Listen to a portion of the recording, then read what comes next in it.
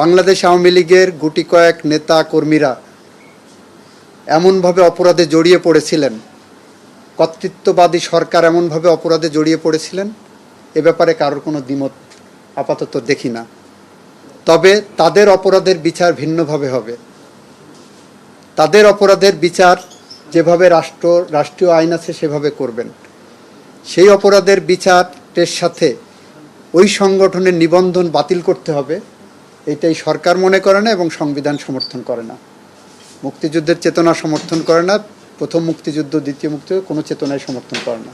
Quality সম্পন্ন আন্তর্জাতিক মানের steel bar CSRM, committed for better steel. Sharda নামে একটা সংগঠন, স্বেচ্ছাসেবী সংস্থা, নরসিংদীতে ওনাদের অফিস। ওনারা একটা রিট ফাইল করেছেন বেশ কয়েকটা প্রার্থনা করে।